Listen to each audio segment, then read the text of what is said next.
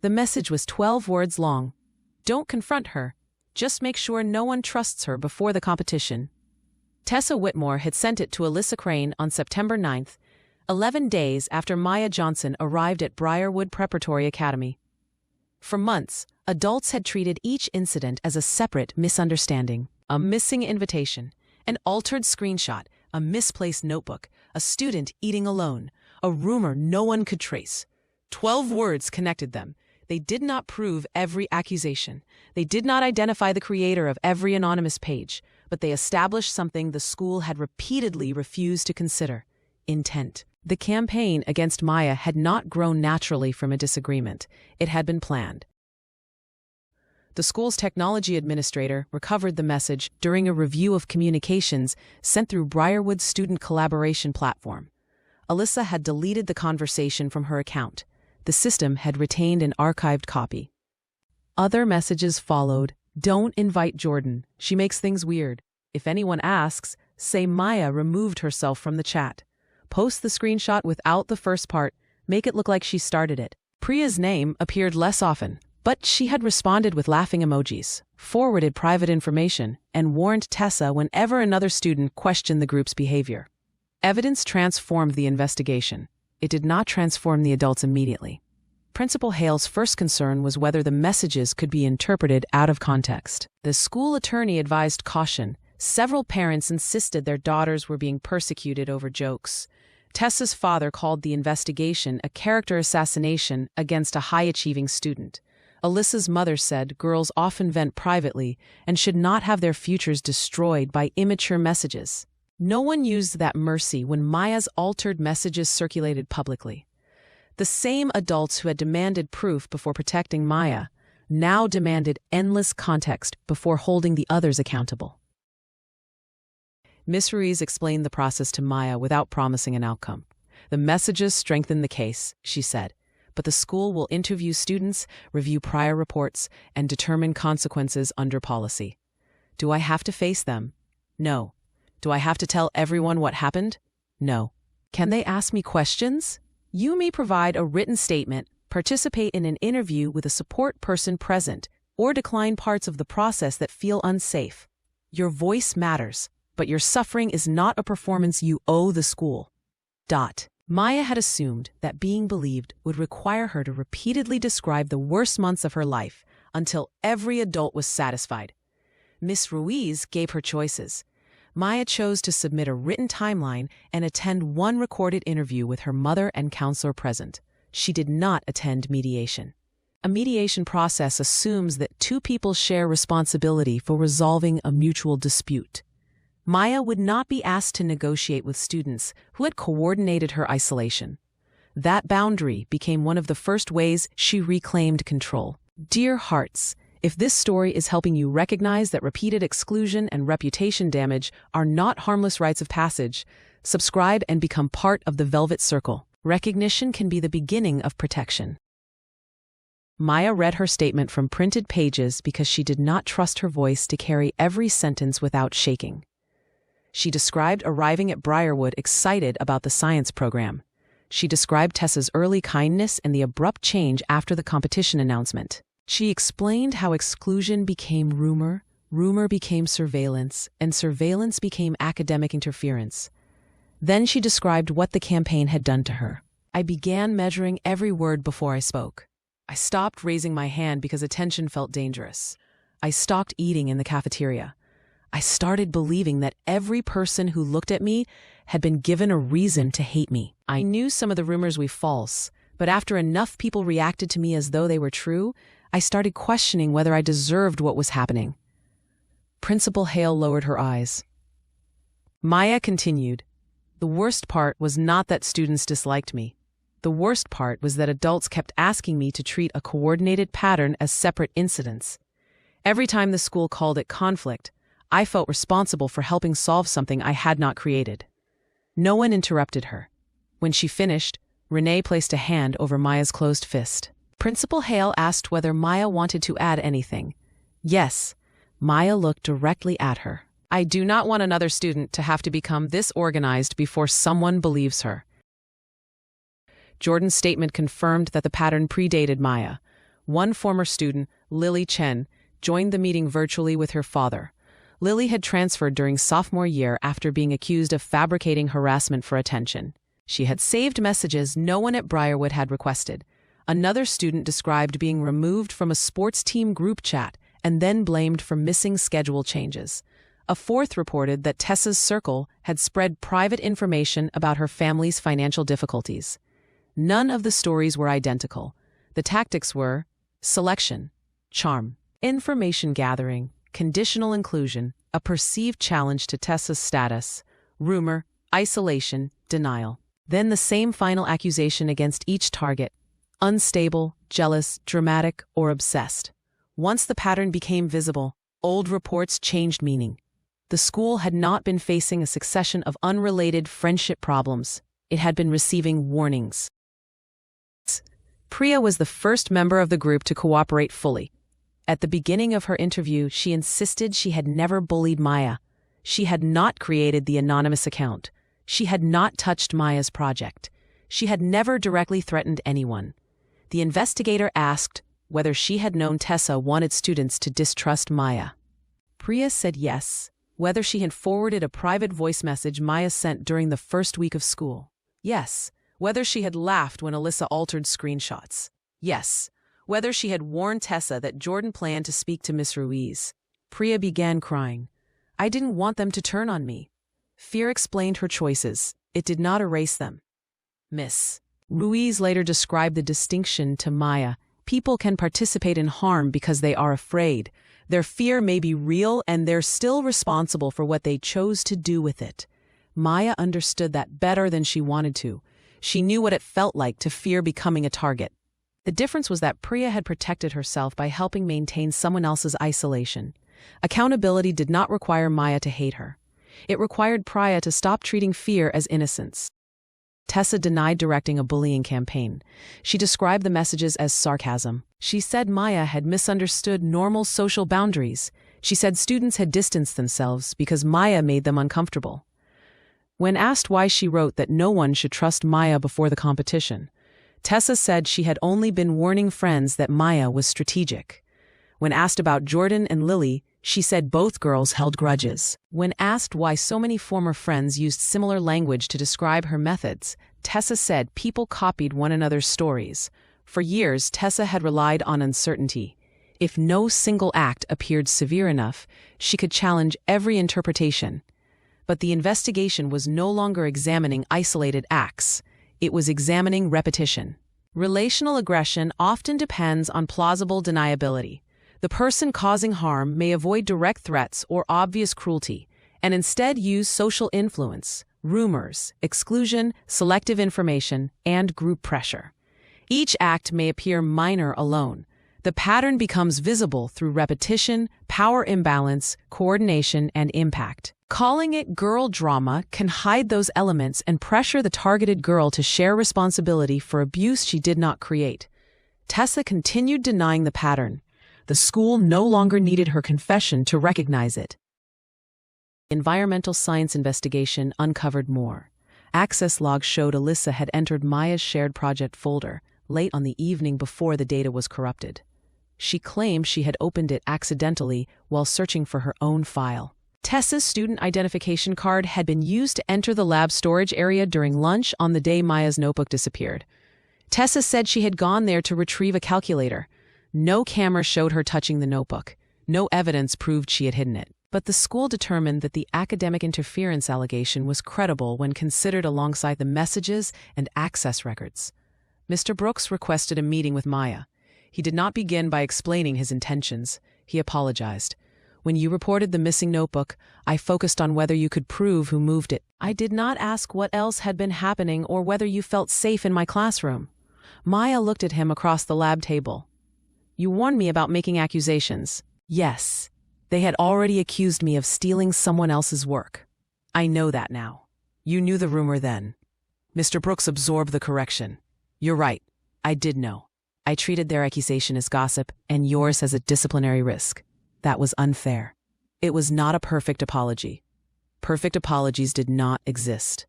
But it contained no request that Maya excuse him, reassure him, or accept quickly. He named what he had done. He accepted the imbalance. Then he explained the protections being added to project files and lab access. Maya did not forgive him in that moment. She did believe he had begun taking responsibility. Briarwood announced the investigation outcome 2 weeks later. The school did not release student names publicly. It confirmed that several students had violated policies involving bullying, digital harassment, retaliation, misuse of school technology, and interference with academic work. Tessa received a suspension, removal from the environmental competition, loss of student leadership positions, and a behavioral reentry plan. Alyssa received a suspension and technology restrictions. Priya received disciplinary probation, restorative education requirements, and removal from student government. The school also reopened prior reports and contacted former students whose complaints had been minimized. Some parents called the consequences excessive. Others called them insufficient. Maya learned that accountability rarely satisfied every observer. Its purpose was not to create a punishment dramatic enough for the internet. Its purpose was to interrupt the behavior, acknowledge the harm, protect those affected, and change the conditions that had allowed it to continue. Principal Hale addressed the school community. For too long, we have sometimes used phrases such as friendship conflict or social drama without adequately examining repetition, coordination, power imbalance, and harm. That failure placed too much responsibility on targeted students to solve their own mistreatment. The statement did not return the months Maya had lost. It did place responsibility where it belonged. Maya did not return to the cafeteria and suddenly find herself surrounded by loyal friends. Real recovery was quieter. For the first week, she ate in Miss Ruiz's office. Then she ate outside with Jordan. Later, they chose a small cafeteria table near the windows. Some students apologized. Maya accepted a few apologies and declined others. One girl said, "I thought staying out of it meant I wasn't participating." Maya replied, "Staying out of it would have meant not spreading anything. You laughed, shared posts, and stopped speaking to me." The girl looked embarrassed. Maya did not soften the truth to make the apology easier. Another student admitted she had believed the rumors because everyone else seemed to believe them. Maya said, "That is how group bullying works." She no longer explained herself endlessly. She stated what was true and allowed other people to manage their discomfort. At home, Renee changed too. She stopped asking only whether Maya had completed her assignments. She asked whether Maya had felt safe that day. She stopped interpreting withdrawal as a sign that Maya needed more motivation. She learned to ask, "Do you want advice, help, or someone to listen?" Some evenings Maya wanted to talk. Some evenings she wanted silence and pasta on the couch. Renee arranged counseling outside the school so Maya would have continued support beyond the investigation. They established phone-free hours at night. Maya returned slowly to activities that reminded her she existed beyond Briarwood's opinion. She baked with her aunt. She walked through a botanical garden. She rebuilt her water filtration prototype at the kitchen table. Healing did not arrive as confidence. It arrived first as rest, then appetite, then concentration, then the ability to laugh without immediately wondering who might use the sound against her. The school created a peer safety advisory group the following semester.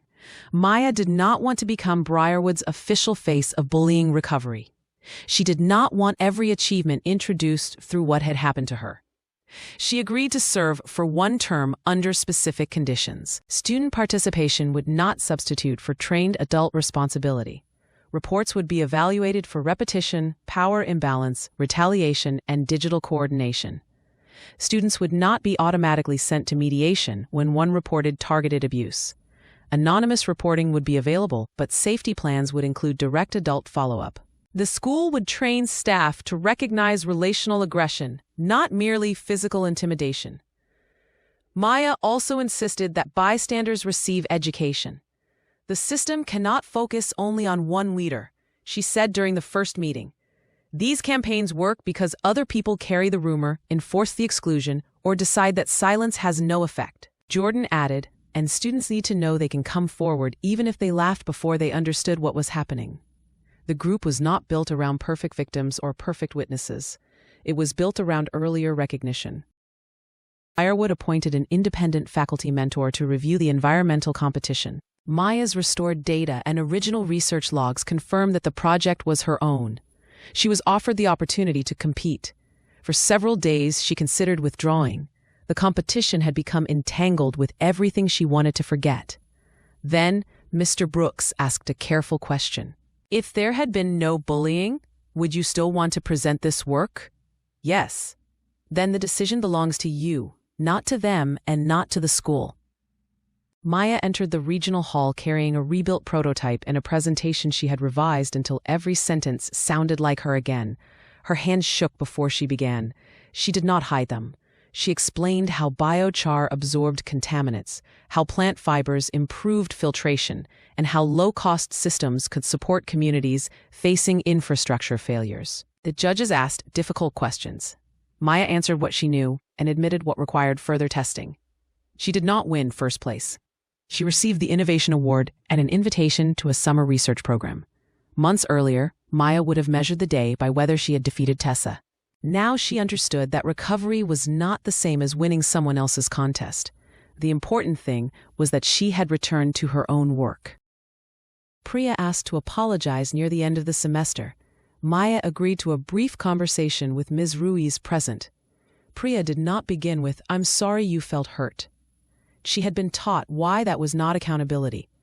"I shared things you told us privately," she said. "I laughed when I knew you were being isolated. I warned Tessa when Jordan planned to speak. I told myself I had no choice because I was afraid of her. But I had choices that would not have harmed you." Maya listened. "I am sorry." Maya believed the apology was sincere. Sincerity did not restore trust. "Thank you for saying it clearly," Maya replied. "I'm not ready to have a relationship with you." Priya nodded through tears. "I understand." That was where the conversation ended. Forgiveness was not demanded. Reconciliation was not presented as proof of Maya's healing. A boundary could remain even when an apology was real.